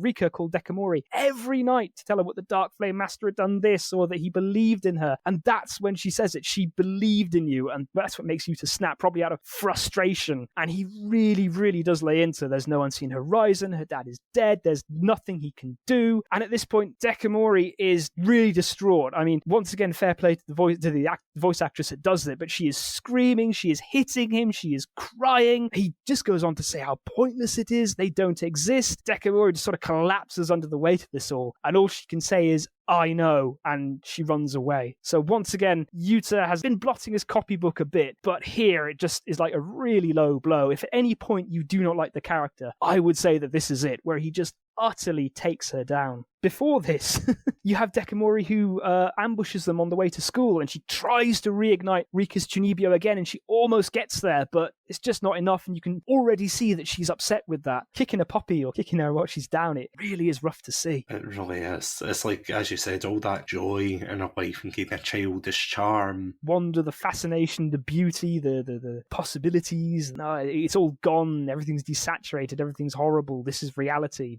But to end the episode on a positive note, oh, to flash what forward, a scene, yeah. Yeah, the ending is absolutely fantastic, where basically Yuta goes for Rika. He cycles to her grandparents, which is where they go in the beach episode. Would you say it's cliched? A little, but I feel as if it's needed. Absolutely. But I would say it's cliched in the best possible way. Without seeing the anime, you sort of know the scene. It's where it's the sort of redemption. It's where the guy's going to cycle through the night to get to the one he loves, to right or wrong. You've seen it in so many other films, but here it is in Chunibyo, but it's so well done as well. Yuta's been pretty bummed out, and he's trying to work his way through this. Throughout this time, Dekamori's been acting as Rika would, because the Tyrant's Eye has been passed on, and she makes a point of mentioning at one point, the Tyrant's Eye must have gone as long as the Dark Flame Master exists, which, as it turns out, is a message that Rika has passed on an episode prior. And also we have Dekamori acting out of character, because Yuta broke her spirit as well. He's a bit of a prick like that. Nibutani herself remarks there's nothing wrong with being passionate, but like she says, Chunibyo, it's the idea that I'm different from everyone else and I'm special because I have realized that. And she remarks on both her and Yuta's cases of Chunibyo and how they wanted to be normal high schoolers, but this was just them falling into the same trap and going too far and coming up with their own take on the image or their own take on the matter, because normalcy doesn't exist. It's okay to have that sort of spark of madness. And then the final thing that pushes Yuta to pedal through the night to get to Rika's side is that the Dark Flame Master gets the last laugh, which I absolutely adore. He sent himself a letter in the past as the Dark Flame Master,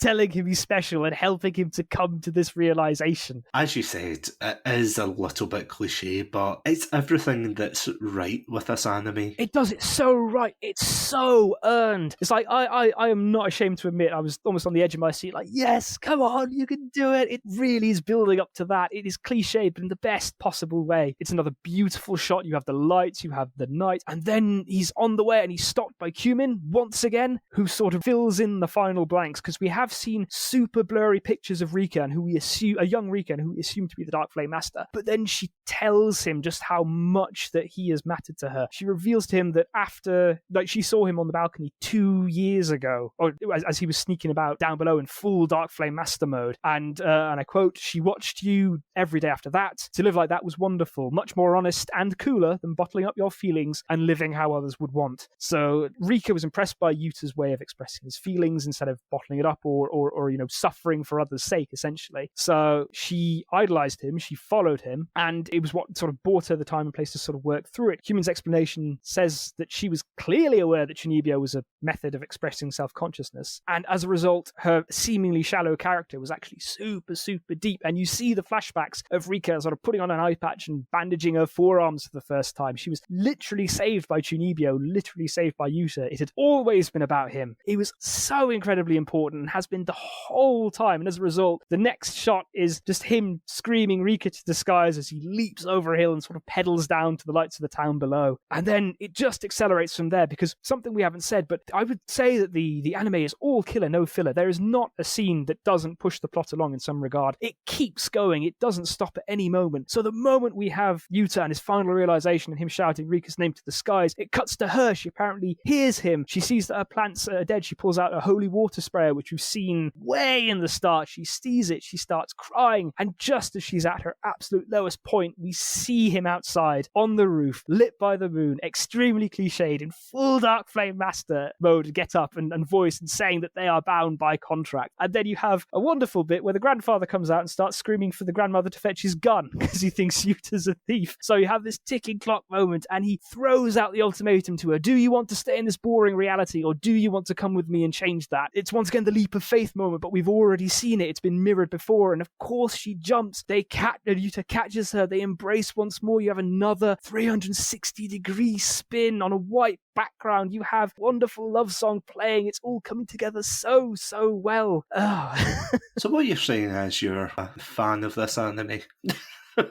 Yeah, you might be getting that. And then, once again, playing into the cliches, but then all of a sudden, you have Nibutani and Ishiki and Dekamori and Cumin appearing to help them along. They sort of hold back the grandfather. They distract a policeman who comes along with Ishiki pretending to be a pervert. And then, you have Yuta pedaling along. He remarks on the beauty of the lights in the distance because they're right by the sea, although Rika still just bitterly remarks that they're just, they're ship lights, they're not real. And then, everything goes soft. They arrive at dark and deserted stretch of beach. You have Yuta, who once again says reality be rent, synapse broken, banishment this world. You have just a soft piano and string, but it's keying you to be ready for something incredibly emotional. And then the scene that follows, you could screenshot any moment of it and it would make a magnificent wallpaper. It is just beautiful. It sort of flashes to the Chunibyo world. You see this sea of fireflies that come up. You have the universe mirrored in the sea below, because Yuta, I mentioned before, he was the guide, both metaphorically in terms of Chunibyo, but literally, now he has brought Rika to the unseen horizon that she has so longed for. He just says, tell him what you wanted to say, what you never had a chance to say. And my God, the tears came on at that bit. It is so beautiful. It is vulnerable. You have Rika saying goodbye. You have images of her childhood playing. You have the oboe and woodwind, which aren't used very much in the score, but they're typically associated with her father. You see the dad smile. You see him say something to only Rika, who hears it in a white background. And then the lights flare. They rush to the camera and the scene just fades away to that bit on the beach. But what a scene it was. Honestly, I cannot top that. I think that's honestly like a great place to end the episode, I would say.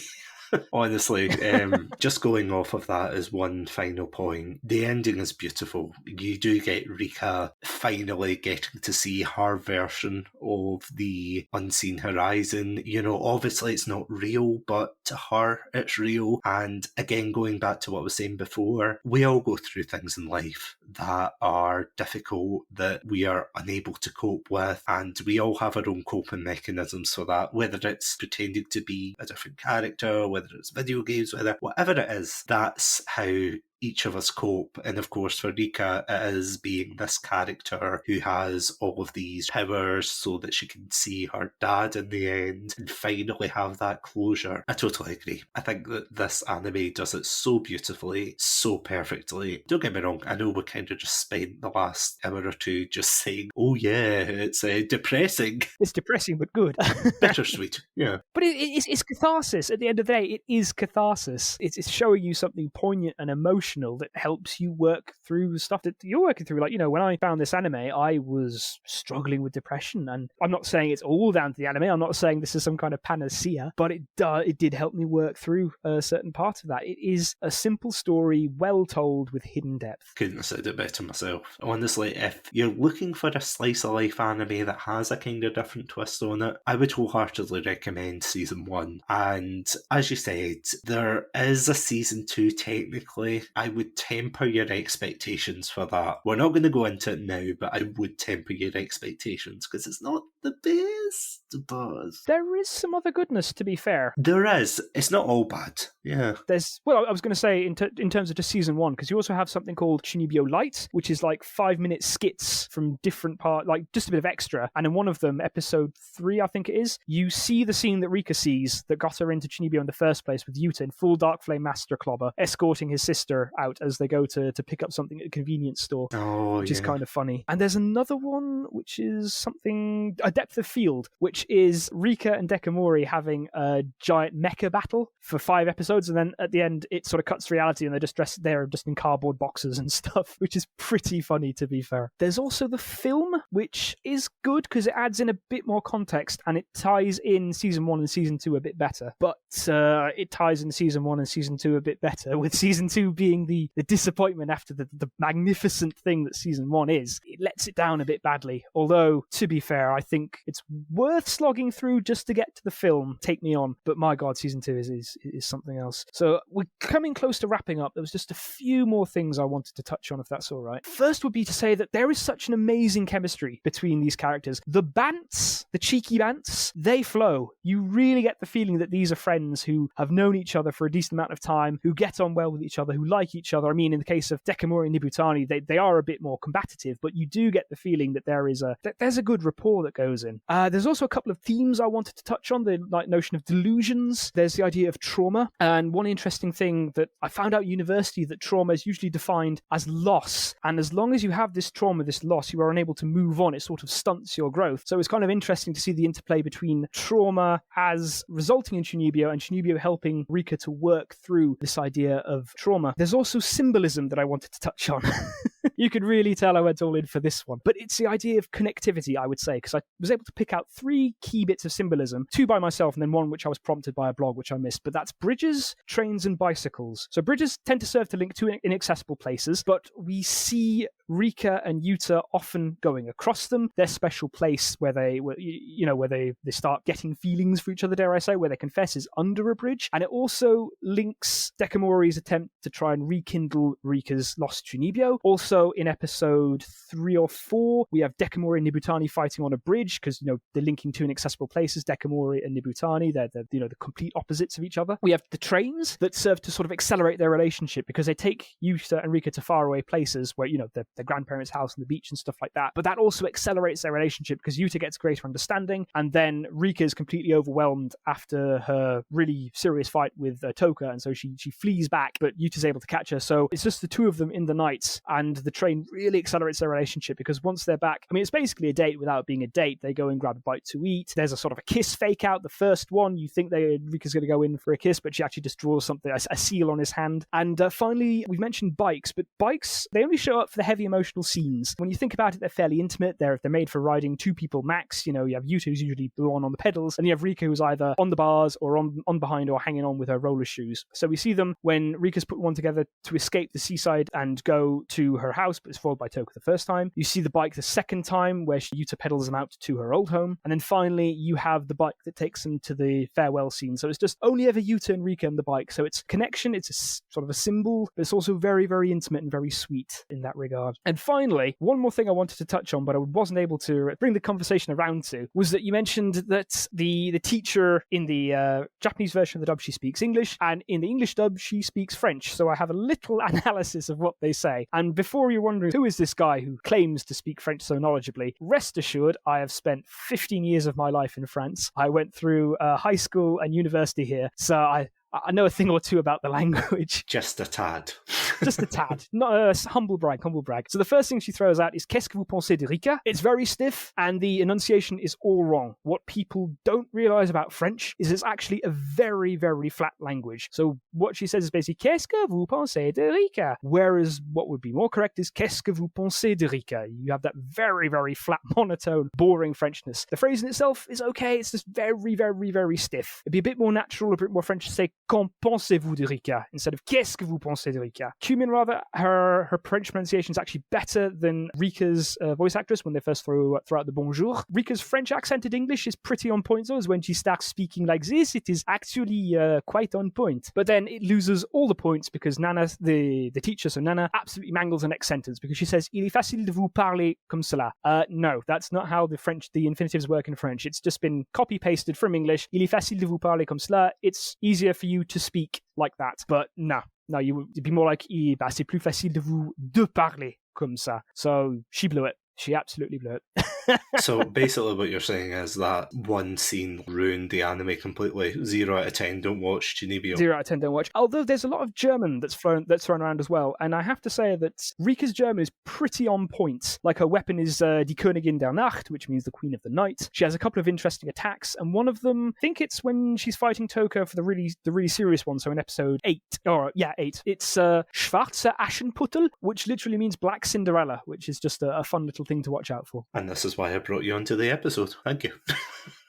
I aim to please, yeah. Honestly, thank you. First of all, thank you for coming on the episode, Wonko. And second of all, thank you for having such a thorough analysis on this series. We've skipped a lot, to be fair. There's so much to go into. You could literally write a thesis just on Yuta and Rika's character dynamics. There is so much that me and Sats have cut aside in the name of brevity. And I'm sure that in the editing process that our poor Sats has to go through, there's going to be more still that's paired off. But if anything, please take home the passion that both me and Satsunami have for this series. It really is something else. It goes back to the old days where, it was a simple story, well told, it's interesting, it has hidden depths. It's really an anime of two halves. You have the rom-com, you have the seriousness. It's not perfect. If there's one thing that I would say, I'd say it's stronger when it's doing the slice of life and the more rom-com stuff. And it's a bit egregious, bit trigger happy with the raining on Rika's parade. Just one of the scenes would do in the second half. Either the revelation that her dad's gone or the revelation that her mum's coming back. Didn't need both of them. I think she was a bit of a chew toy for the universe in that regard. But it's just so well done. There's humor, there's charm, there's a lot of love. It's well done. There's something for everyone. It's beautifully put together. There's chemistry between the characters. And it really is a breath of fresh air. If you're feeling a bit burnt out on modern anime, a bit burnt out on the old isekais or anything else for that matter, just step back and give Chunibyo a go,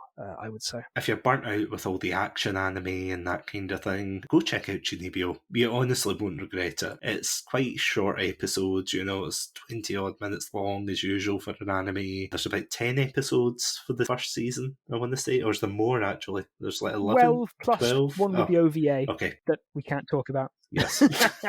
I forbid it. Yeah, that's next week's episode. Whew, I'll get started already. But once again, Wonko, thank you so much again for coming on this episode. It's been a pleasure talking about this anime with you. Oh, it's always a pleasure. I have a couple of quotes from the light novel that I could end on if you want. Yuta resumes, basically. He's on Chunibyo. He says that everyone has events that happen to them. Those events are the reason that some people get involved in Chunibyo. It enchants them, or it protects them, or so on. And then also, right at the very end, because brief aside, the LNs are a bit more focused on Rika and Yuta. They don't stretch out nearly as long in time as the anime does, and they're actually very well written as well. I would definitely say give them a whack. He says, will this delay her recovery? Who cares? The most important part is having someone around who understands you, one who doesn't care about the disease, thus Chunibyo. Oh, also they kiss immediately in the light novel, making it immediately better than the series.